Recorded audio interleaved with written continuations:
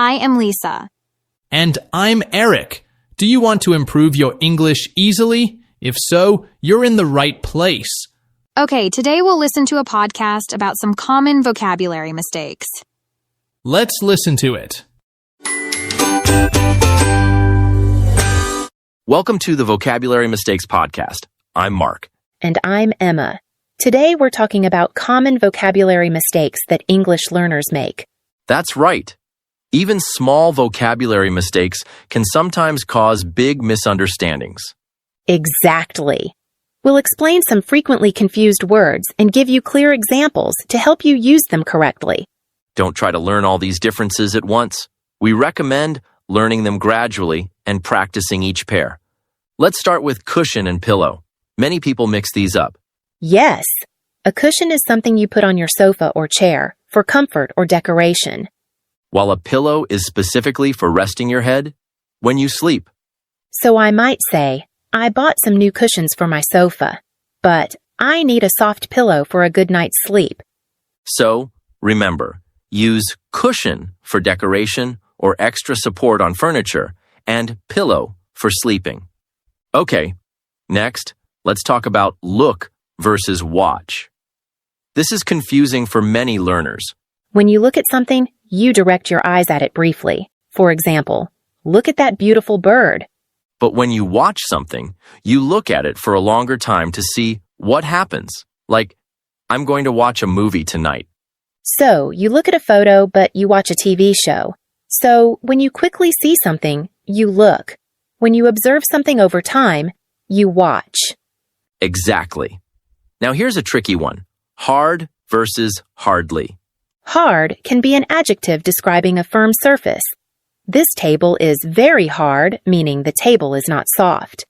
Hard can also be an adverb, meaning with a lot of effort. For example, she works hard at her job. But hardly means almost not at all or barely. If I say, I hardly eat breakfast, it means I eat very little or almost nothing. There's a joke in English. Are you working hard or hardly working? It's playing with these two different meanings. It means you work a lot or you don't work at all. Next, let's talk about grow up versus bring up. I hear this mistake a lot. Grow up is something that happens naturally to everyone. It means to become an adult. I grew up in a small town. Bring up is what parents do. They raise their children. My parents brought me up to be kind. It means they helped you learn and grow. So it's incorrect to say, I grow up my children. Instead, you should say, I bring up my children, or I raise my children. Next on our list is breathe and breath. These words are similar but have different roles in a sentence. Breathe is a verb. It's the action of taking air in and out of your lungs. I need to breathe fresh air. And breath is a noun. It's the air that you take in. Take a deep breath and relax. Remember, breathe has an E at the end and is pronounced with a th sound. Let's move on to good versus well. This is a very common mistake. Good is an adjective, which means it describes a noun. For example, this is a good book. Here, good describes the book. On the other hand, well is an adverb that describes how you do something. She plays football well. So if someone asks, how are you? You can say, I'm good, describing yourself, or I'm well, describing your health. But if someone asks, how did you do on the test? You should say, I did well, not I did good. Now, let's move on to hear versus listen. This is another pair where the action is different. What's the difference, Emma? Hear is passive. It happens automatically when sound comes to your ears. Did you hear that noise? Listen is active. You choose to pay attention to sounds. I'm listening to music right now. So you might hear something without wanting to, but you listen on purpose. Now here's one that causes funny misunderstandings. Factory versus fabric. Fabric is the material used to make clothes. This shirt is made of cotton fabric. A factory is a building where things are made. My father works in a car factory. I once had a student who said, I like your dress. It has a beautiful factory. That made me laugh. Next are say and tell. They are both used when speaking but in different ways. This is confusing for many English learners. We use tell when there's a person who receives the information. It is used when you have a listener. Tell me a story, or she told me a secret. We use say when we don't mention who receives the information. He said he was tired, or she said hello. It is a small difference, but it makes your English sound much more natural when used correctly. Let's talk about fun versus funny. This is a common mistake. Fun means enjoyable or pleasant. The party was fun. Funny means something that makes you laugh. That joke was funny. So a roller coaster is fun, enjoyable, but it's not funny. It doesn't make you laugh. So, if you want to describe a good time, use fun. If you want to describe humor, use funny. Next is scary versus scared. What's the difference? Scary describes something that causes fear. That was a scary movie. Scared describes how you feel. I was scared during the movie. So, the scary movie made me feel scared. Our last pair today is borrow versus lend. This is confusing in many languages. Borrow means to take something for a short period of time. For example, can I borrow your pen? It means you will return it later. And lend means to give something temporarily. For example, I will lend you my book. In this case, you are allowing someone else to use your item. So I borrow from you and you lend to me. That's right. Remember, when you borrow something, you receive it. When you lend something, you give it. We've covered a lot of commonly confused words today. Learning these differences will help you speak more accurately and avoid misunderstandings. In a nutshell, the key to mastering these vocabulary pairs is understanding their specific contexts and practicing them regularly. Remember, it's normal to make mistakes when learning a language. The important thing is to keep practicing. That's all for today's episode of the Vocabulary Mistakes Podcast. Thank you for listening. If you found this helpful, please share it with your friends who are learning English. Until next time, happy learning.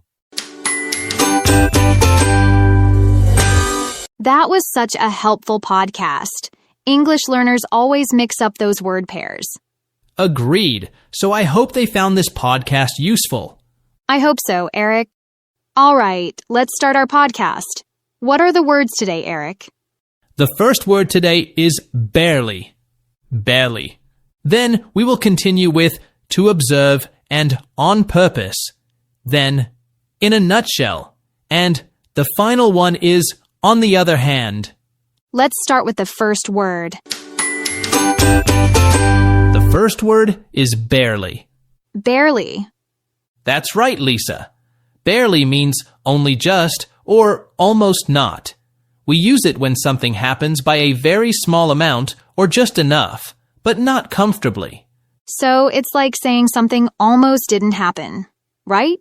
Exactly. Let's try some examples to make it clearer. Sure, go ahead. I barely passed my English exam. This means you passed, but only by a little bit. Maybe the passing grade was 60% and you got exactly 60%. Oh, I see. You succeeded, but just barely. Another example could be, we barely arrived on time for the movie.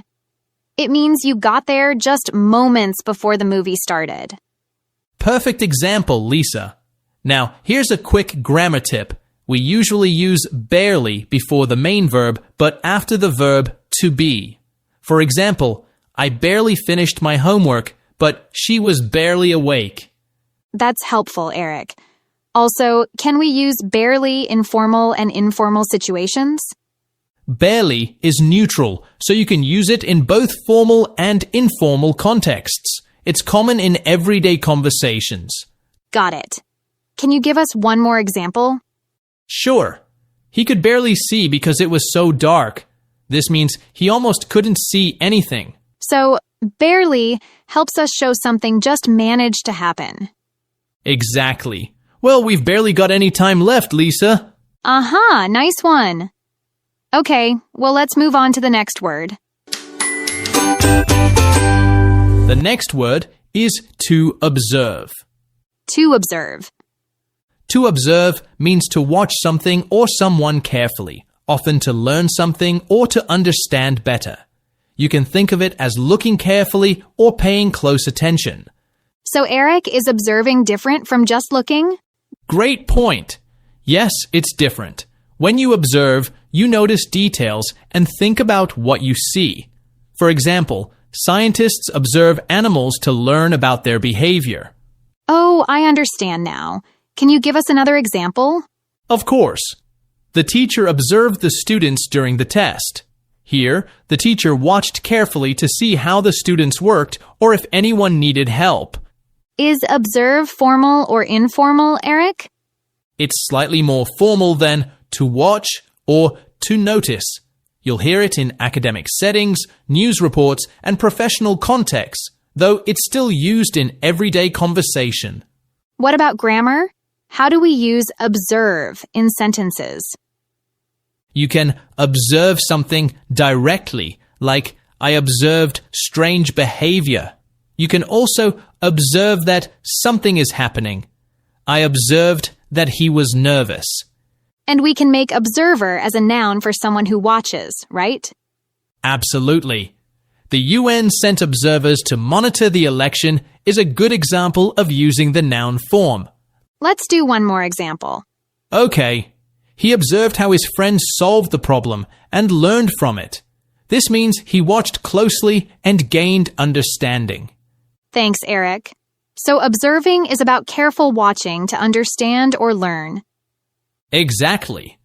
Okay, well, I think we've explained to observe pretty well. Let's move on to the next word.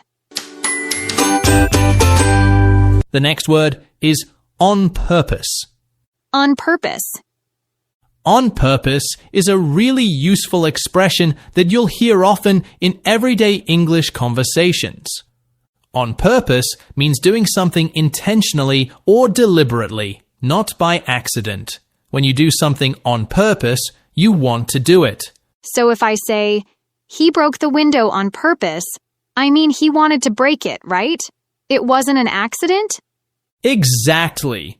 You're saying he wanted to break the window. It's the opposite of doing something by accident or accidentally. Let's give our listeners more examples. She didn't invite me to her party on purpose. She wanted to make me feel bad. Good example. Here's another. I didn't step on your foot on purpose. I'm really sorry. It was an accident. We often use it in questions too, right? Like, did you do that on purpose? Yes. That's a common question when someone isn't sure if an action was intentional or accidental. For example, if someone bumps into you, you might ask, did you push me on purpose? Is on purpose formal or informal? It's more common in informal, everyday speech.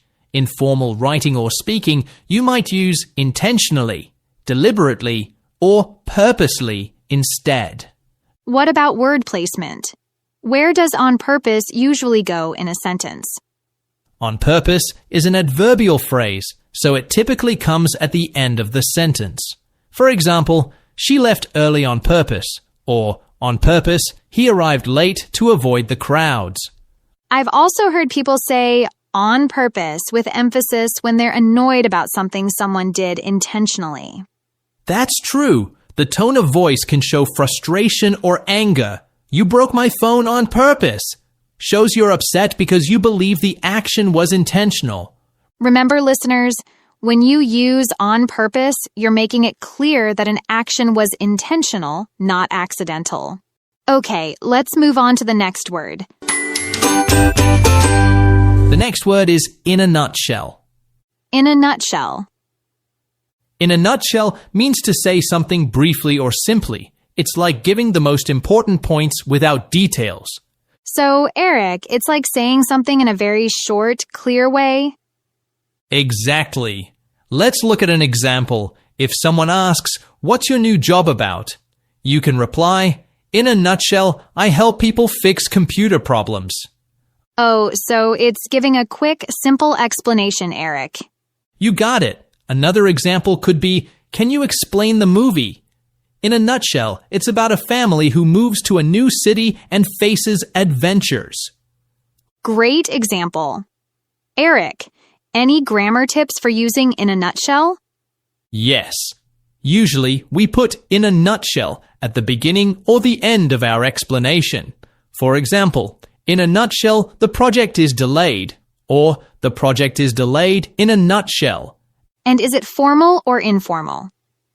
It's mostly informal or casual, great for conversations with friends, colleagues, or family. Nice to know. How about one more example? Sure. In a nutshell, the book is about learning to face your fears. It's a short and clear summary. Thanks, Eric. So, in a nutshell helps us quickly and clearly explain things. Exactly, Lisa. Okay, well, we've reached the last word. What is the last word, Eric? The last word is on the other hand. On the other hand.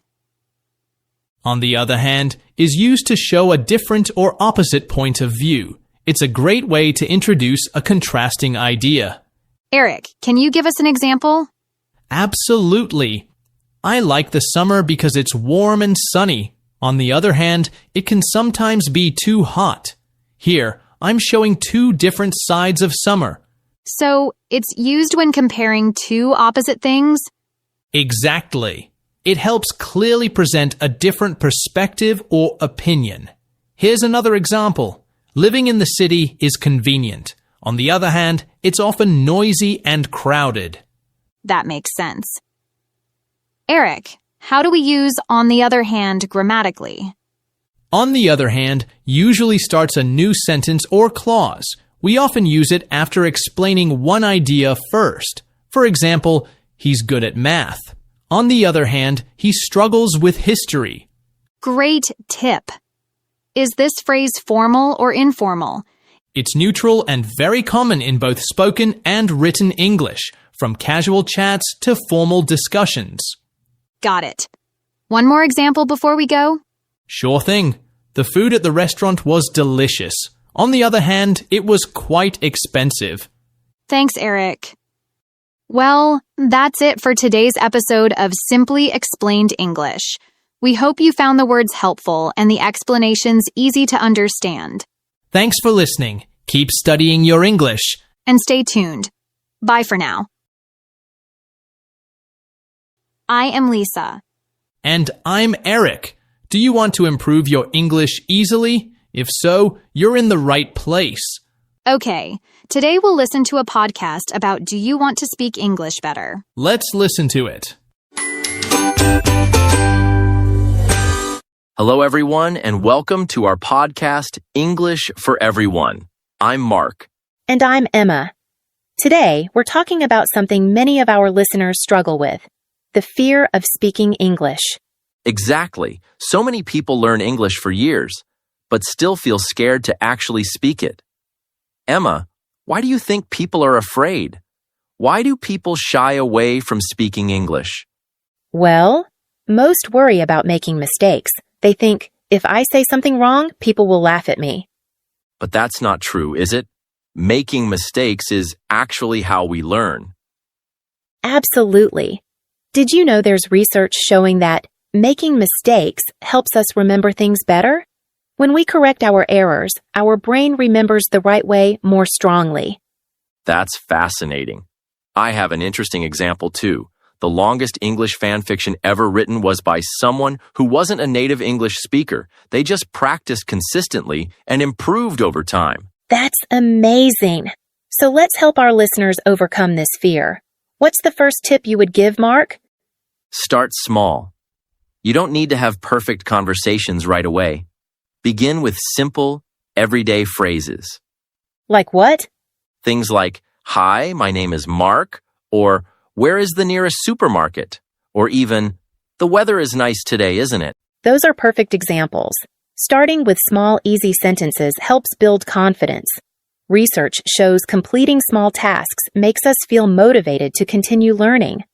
Our second tip is to learn from mistakes instead of fearing them. Emma, can you explain this?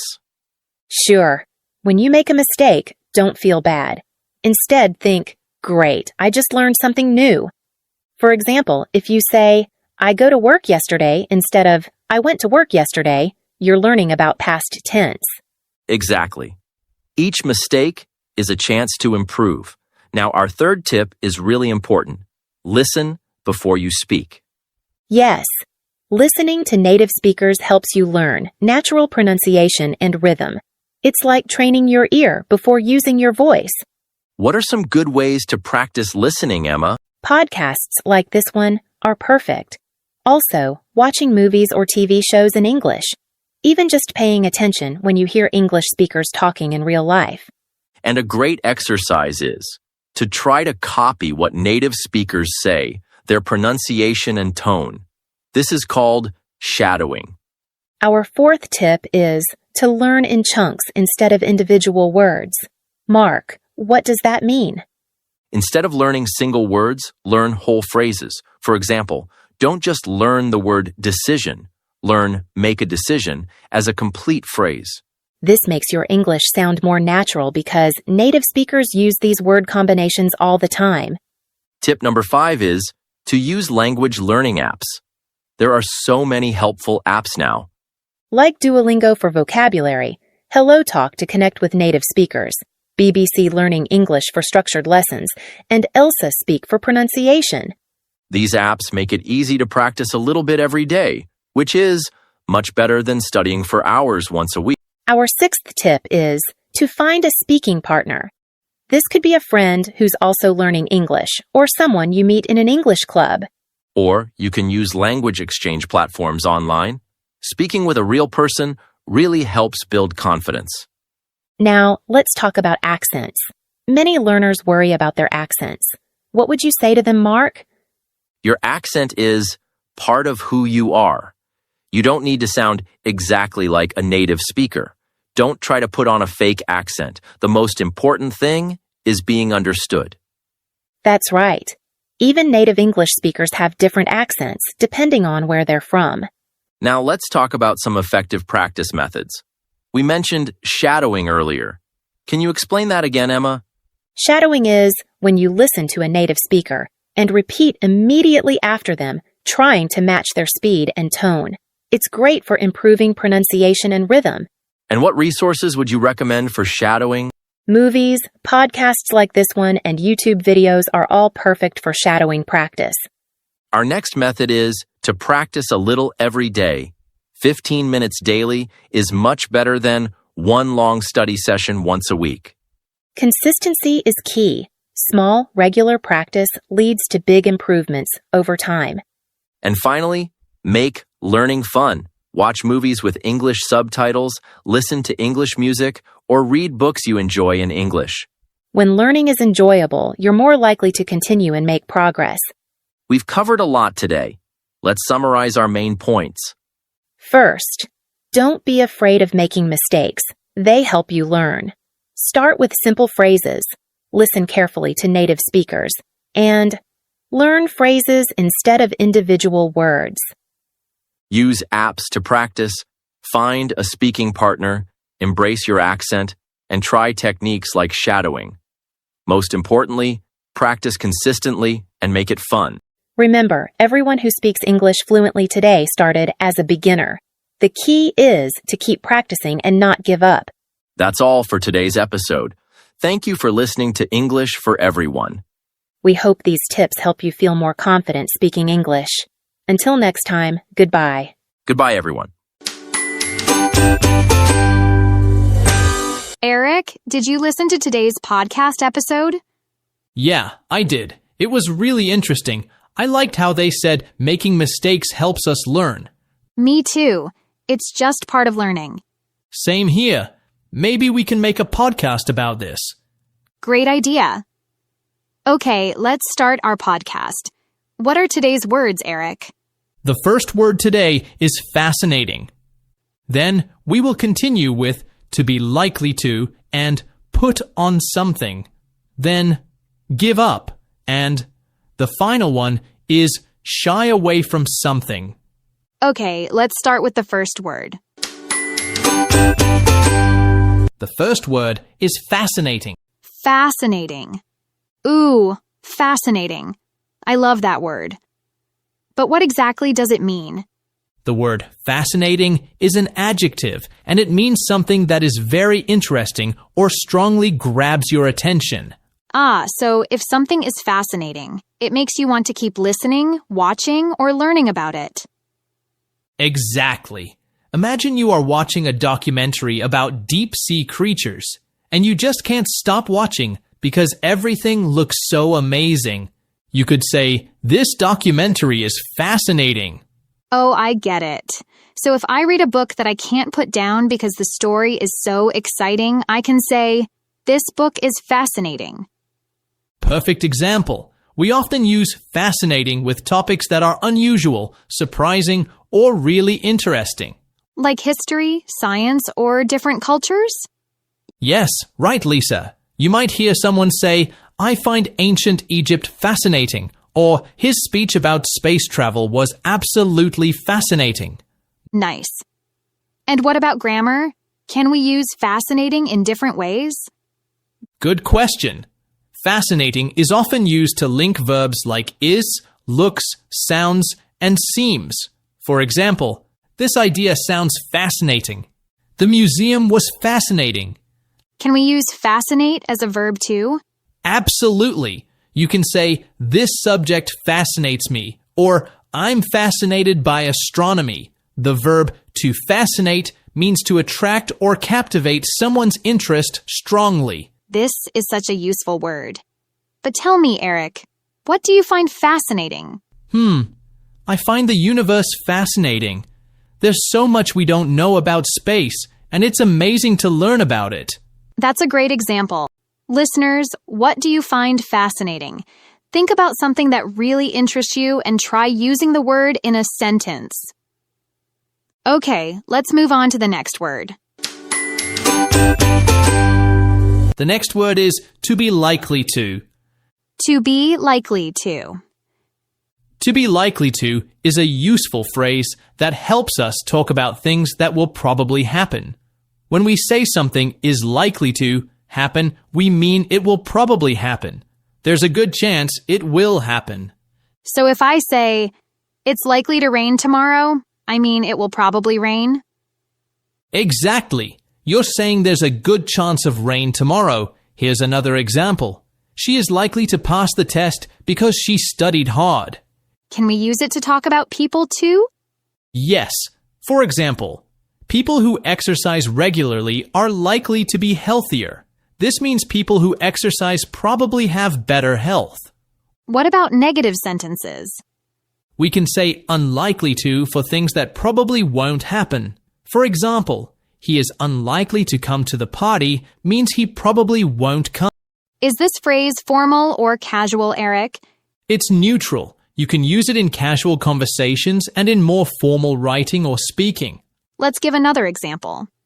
If you don't wear a coat, you're likely to catch a cold. Good one. And here's one more. The bus is likely to be late because of the snow. Can we use different words with likely? Yes. We can say very likely, high probability, quite likely, good probability, or not likely, low probability. So likely to helps us talk about things that will probably happen in the future? Yes, but we can also use it for general truths. Cats are likely to sleep during the day. Got it. Shall we move on to the next word? Let's do that. The next word is put on. Put on.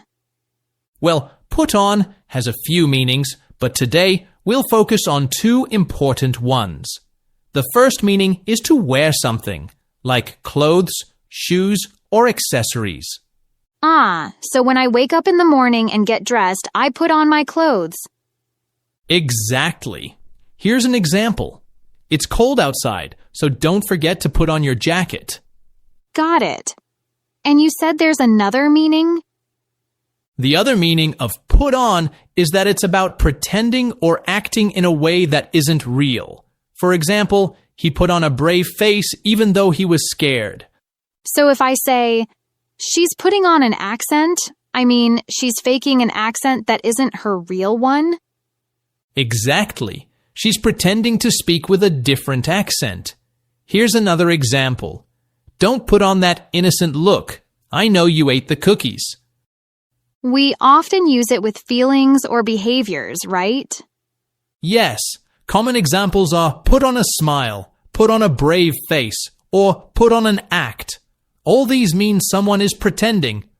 What about he's putting on airs? What does that mean? Good question.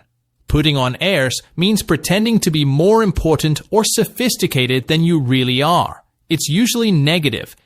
Is this phrase formal or casual? It's more common in casual, everyday speech. In formal situations, you might say, pretend. Let's give another example.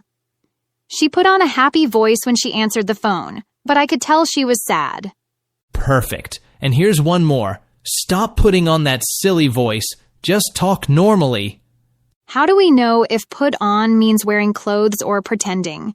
The context usually makes it clear. If there's a piece of clothing, like put on a hat, it's about wearing. If it's a behavior, feeling, or voice, like put on a smile, it's about pretending. Got it. Okay, well, I think we've explained put on pretty well. Let's move on to the next word. The next word is give up. Give up. Oh, I hear that all the time. What does it mean? Give up has two common meanings. The first meaning is to stop trying because something is too difficult. So if I'm trying to solve a really hard puzzle, but it's just too difficult, I could say, I give up. Or if someone is learning to play the piano but finds it too hard, they might say, I don't want to practice anymore. I'm going to give up. Oh no, but I hope they keep trying. Me too. It's always good to keep going and not give up too easily. That's true. What's the second meaning of give up? The second meaning is to stop doing something, especially a habit. Like when people stop smoking, they say, I want to give up smoking. Yes, you can also say, I'm trying to give up eating too much junk food. That's a great example. So, give up can mean to stop trying or to stop a habit. That's right. Listeners, can you think of something you have given up or something you don't want to give up on? Try using the phrase in a sentence.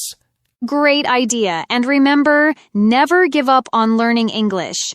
Yes, keep practicing and keep going. Okay, that's all for the word give up. Now let's have a look at the last word today. The last word is shy away from something. Shy away from something.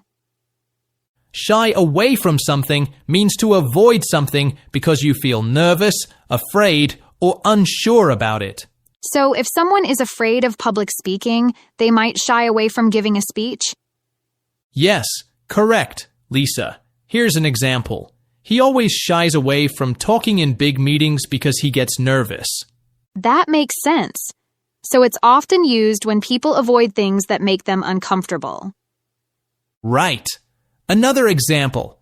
She shied away from asking for help because she was too shy. Got it. And I noticed that shy changes depending on the tense. Like, in the past, we say shied away. Yes, that's a great point. In the present, we say shy away from, and in the past, we say shied away from. So, Eric, is there anything you shy away from? I sometimes shy away from trying new foods if they look too strange. That's a good one. What about you, listeners? Is there something you shy away from? Try using the phrase in a sentence. Great idea. And remember, don't shy away from practicing English. Yes, keep learning and keep improving. That's all for today. If you enjoyed this episode, don't forget to subscribe and join us next time for more useful phrases. Thanks for listening. Keep studying your English. And stay tuned. Bye for now.